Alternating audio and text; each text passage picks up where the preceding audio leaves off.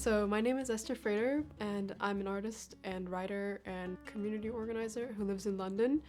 I've been here for 5 years, but I'm originally from New Jersey. I'm working on a few things at the moment. I run a collective called Everyone is a Girl, which is about the link between femininity and the internet. I am putting on a series of immersive theater events at a project called Petite Tragedy, and I write.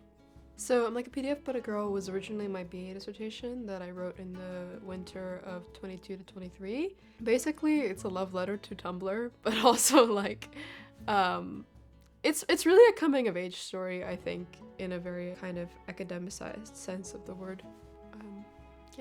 So the title is taken from a Tumblr post, literally, and it's just I'm Like a PDF But a Girl. And I wanted to use it for, well, first of all, for that reason, because I was leaning towards the communal aspect of knowledge making in the piece itself, and so I wanted to mimic that and how the piece was made. A lot of the piece was really about kind of taking a reflexive approach to writing, in which you kind of mimic the subject matter in its form. And so that's why I decided to use something that was written by somebody else, but also the words of themselves also kind of embody that message, right? Because you are a PDF but a girl, right? You're not a person that's like this kind of singular, Western subjectivity. You're more just like a vector of knowledge, or like a knowledge, what was it called? Like a file format, it's very much more about kind of distribution and downloading and redirecting knowledge than it is about having a cohesive sense of self. So girl blogging is just a shorthand for like using Tumblr, basically.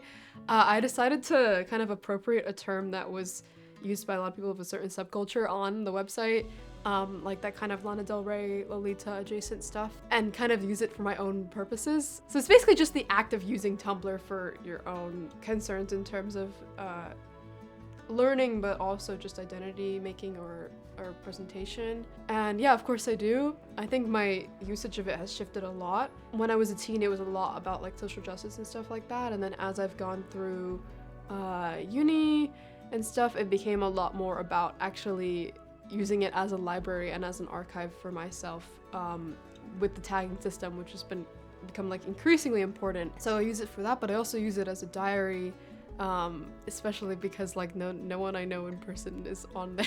So it's like very nice in that way to have kind of very isolated to personal, like, and personal sacred space. It's very strange because it's like, so like everyone can technically see it and many strangers can see it, but at the same time the kind of quietude and like distance that it takes from other platforms provides a really nice space.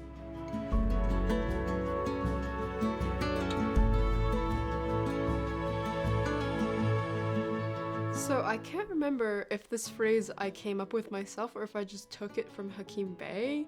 I think I might have taken it from Hakim Bey, but in any case, I think it originally derives from Dusan Gantari's idea of nomadology, which is ultimately like part of his larger schema of like dichotomies between like arborescent and rhizomatic, blah blah blah, and then he also kind of had something about like the way that warfare is conducted and the way that like people live, right? So then you have like, sedentary communities and you have nomadic communities, and there was this whole spiel about that. So it kind of took inspiration from that and the idea of kind of a baseless form of movement, maybe. And so that's where that idea for digital nomadism really came from, is employing a strategy of constant reassimilation and constant self-adjustment in order to find a kind of sense of liberty or maybe empowerment in that movement between spaces and between, I guess, forms of knowledge making, rather than sticking to one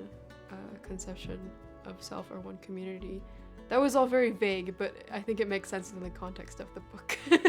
So Girl Blogger as Librarian was about the actual kind of formal #refs that people make on Tumblr. So people will make literal lists of resources and distribute them, and all the time these lists, they contain links to legally downloaded PDFs and stuff like that, and easy access to books and to articles and all of this stuff, and also they usually have some crossover with piracy websites that they pull from.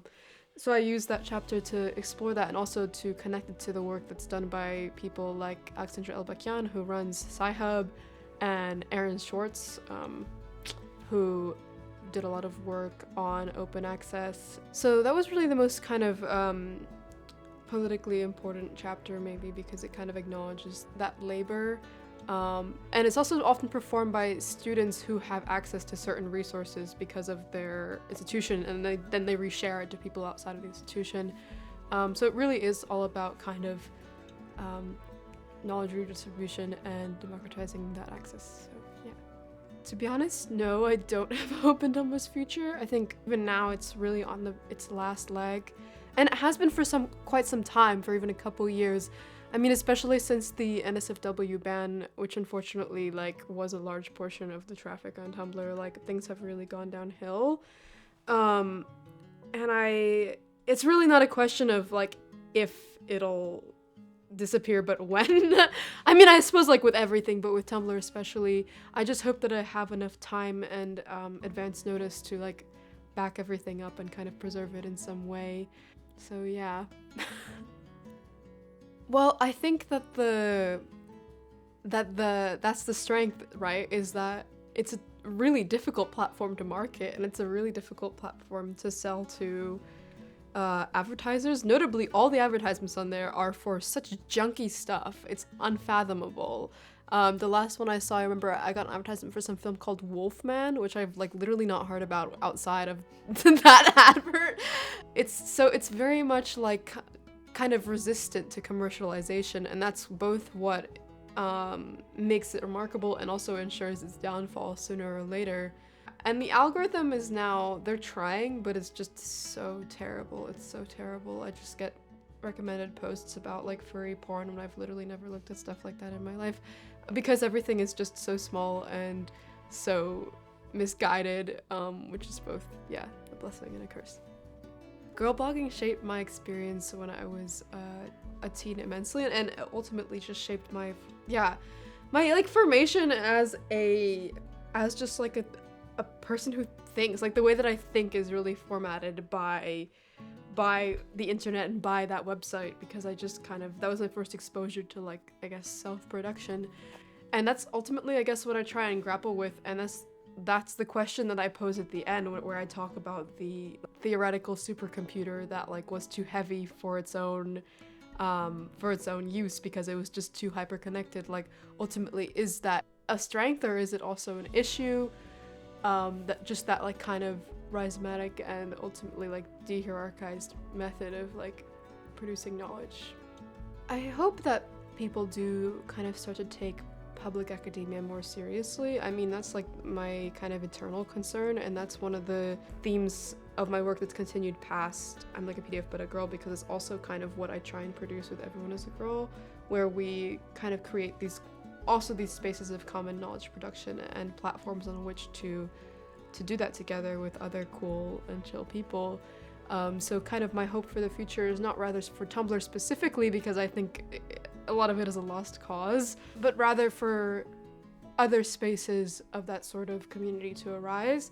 I mean, one of the best things happening right now is obviously Arena, which has been around for a few years, but I think Arena is a really nice spiritual successor. Maybe not identical in audience and in tone, but definitely the people who were on Tumblr at a younger age kind of have grown up to inhabit that space in succession. And I think that as the moment kind of shifts, there's going to be definitely new platforms, because even Twitter right now is oh my god, in the trenches, and we have people speaking about Blue Sky and Mastodon, and so I'm kind of really intrigued what's going to happen in the next couple of years, social media platform wise.